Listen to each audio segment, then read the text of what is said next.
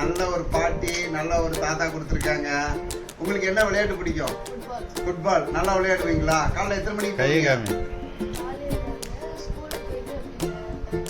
அங்கே கிரவுண்டு, ஸ்கூல்லே கிரவுண்ட் இருக்கா? ஸ்கூல்லே கிரவுண்டு ஃபீஸ் கட்டி படிக்க வைக்கிறாங்க.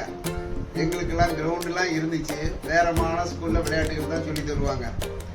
அது என்ன விளையாட்டுன்னு பார்த்தீங்கன்னா, நாங்கள் ஸ்கூலை விட்டு வந்து குச்சி கொம்பு விளையாடுவோம், பால் விளையாடுவோம், கோலி விளையாடுவோம். அதெல்லாம் மறந்து போச்சு. ஆனால் அதில் பெரிய யோகாவே இருக்குது. நான் பல புக்குகளை படித்தேன், பல யோகா மாஸ்டர்ஸை கேட்டேன்.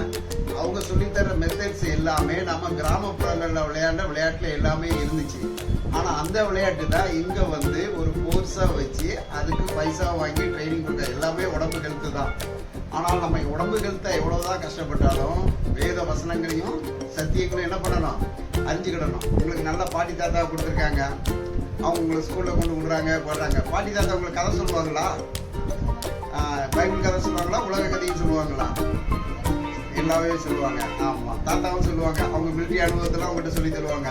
அது உங்களுக்கு ஒரு பூஸ்டாக இருக்கும். சர்ச்சில் நீங்கள் எல்லா பிள்ளைகள்கிட்டையும் பழகுவீங்களா? இல்லை ஒன்று கிறிஸ்டின்ஸ்கிட்ட மட்டும் தான் பழகுவீங்களா? எல்லா பற்றியும் பழகுவீங்க, எல்லாத்தையும் அன்பு செலுத்துவீங்க. ஆமாம், அதுவே கடவுளுக்கு பெரிய ஆசீர்வாதம். கை கொடுங்க. ஏன்னா வேதம் சொல்லுது, இந்த எல்லா ஜனங்களுக்கும் இந்த தேவாலயம் ஜெபாலயமா என்னப்படும் சொல்லியிருக்கு.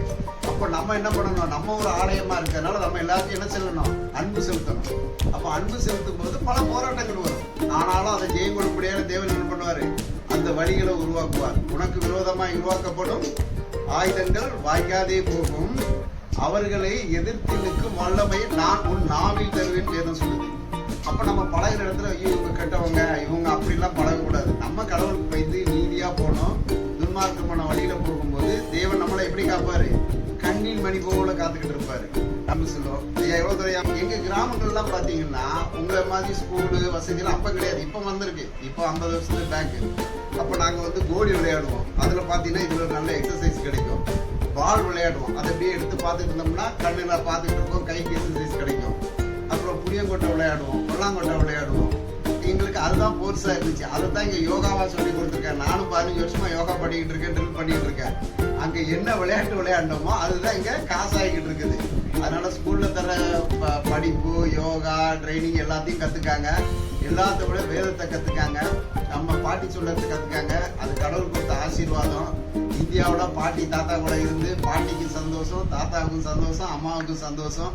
இது கடவுள் கொடுத்த பெரிய ஆசீர்வாதம். அலையிலியா சொல்லுவோமா? அலையிலியா. ஆமென்.